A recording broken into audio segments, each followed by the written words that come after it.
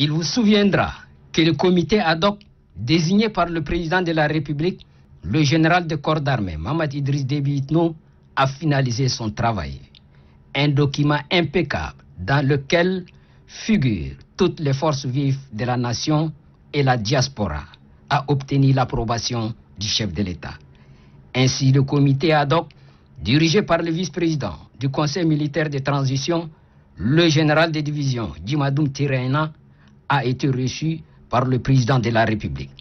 Après 4 mois d'intense activité, la liste est déjà connue.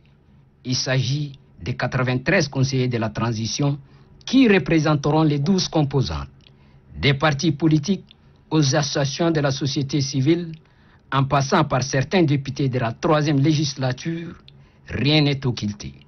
Dans ce futur Parlement de transition, chaque province est au moins représentée par 3 personnes. Pour contrôler les actions du gouvernement de transition, les jeunes sont aussi au centre des décisions.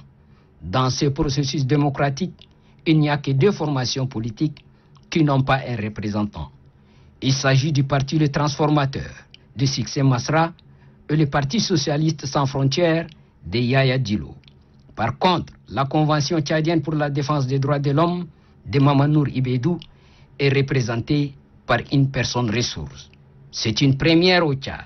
Les femmes sont aux anges et elles les doivent au président du Conseil militaire de transition.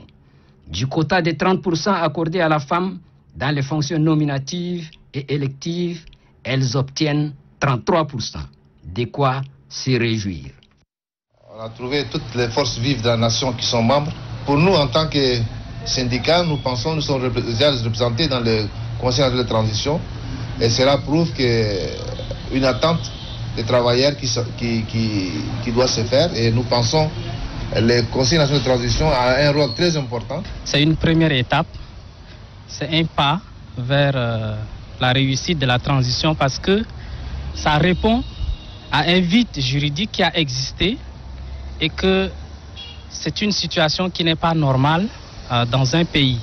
Il va falloir qu'un organe existe pour combler ces vides juridiques. Ce sont tous des Tchadiens et comme tel, ce que nous attendons d'eux, c'est un travail de qualité. Globalement, il y avait quand même une bonne représentativité, si on peut dire ainsi, de la gente féminine. C'est une très bonne chose. Et dès l'instant où les 11 ou bien les 12 couches socio-économiques, socio-politiques qui ont été identifiées préalablement, si toutes ces couches sont représentées, nous pensons que ces personnes vont faire un travail de qualité, de sorte que nous puissions quand même avoir une bonne transition. Nous, en tant qu'organisation de la société civile, nous avons plaidé depuis qu'il y ait inclusivité dans le processus. Aujourd'hui, le CNT qui est là dans le processus de la transition. Et là, certainement, nous avons déjà eu le résultat de tous nos plaidoyers. En toute sincérité, nous, en tant que jeunes, vraiment, on est reconnaissant vis-à-vis du travail que le comité a fait dans un temps record.